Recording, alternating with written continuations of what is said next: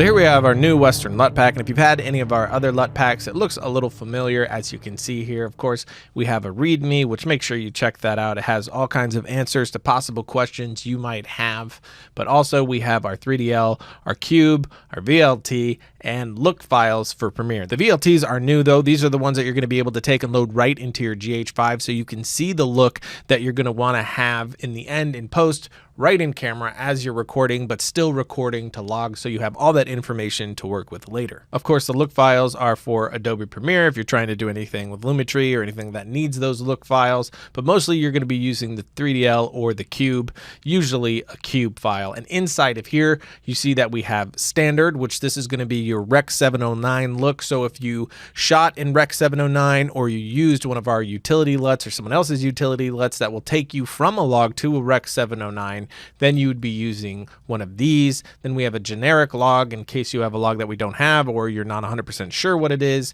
We have Panasonic V-Log now. We have the Arri Alexa log, Red, Blackmagic, Canon, Sony S-Log 2, and 3, and of course, like I said, those utilities. So we have more log files now, so you'll be able to use. So say if you shot on the Arri Alexa and log C like we did for Westworld to Yuma, you will just use these to drop right onto your footage and it'll convert it right to where you want it to be. But right in the folder, we're naming these LUTs based off of the movies that they were inspired by. So you can see we have a nice assortment of Western films that we were pulling from. We don't have all of my favorite Western films, of course, but we tried to get a nice range of different looks so you can have a lot to choose from. And of course, these aren't just for Westerns. Now, if you're wanting to use this in Adobe Premiere, to load those in so you can use it in Lumetri is pretty easy. You just open your pack like this, select them all, copy them, and then you're going to come over to your programs. I'm on Windows, but on Mac, it's pretty much the same thing. You just have to get to Adobe, get inside of there, find Lumetri, go into Lumetri, then LUTs,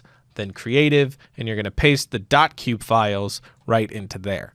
If you do that and they're not showing up, you're getting a black screen when you put them on, something like that, you're going to want to come out, go into looks, then you're going to want to take all of these .look files and load them into there, and then you should be just fine. But now that we've done that and restarted Premiere, we have access to all of those right inside of Lumetri, as you could see right here. I've deleted all my other LUTs so we can just focus on these, and I have it on an adjustment layer so we can just pop through each shot. But now if I place on our first one, you could see already that we're getting a really good look. And this is without tweaking. You're really not going to want to put on a LUT and just call it done. The LUT is your starting point. That gets you really close to your look with switching the colors around and your contrast, but you're going to want to dial it in with each one. But I can also open up the Lumetri panel here to get a wider view on this and go through them a lot easier. So here's our 310 to Yuma look, our Back to the Future 3 look, Butch Cassidy and Sundance Kid, Django Unchained, No Country for Old Men, Once Upon a Time in the West, The Assassination of Jesse James,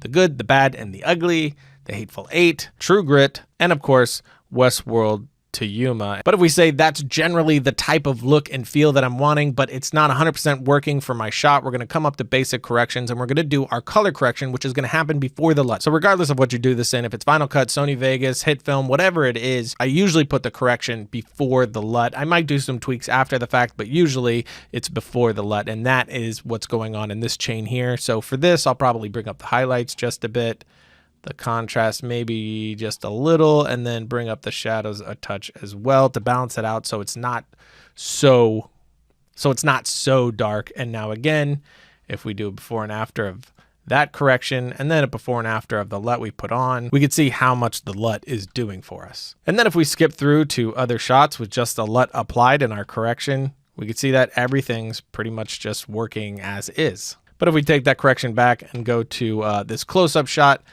and again, to Creative, we could just go ahead and go through all of our different LUTs and see how much each one of these is really changing the look of our image around and giving us a really, really good starting place to dial that image even further, which I really like, this Assassination of Jesse James, just that very warm, very Western-y type vibe. But there you go. It's our new Western pack. It's 11 LUTs for $15. Of course, this isn't just for Westerns. You can use it on any footage to get a really good look. So check that out and let us know what you think.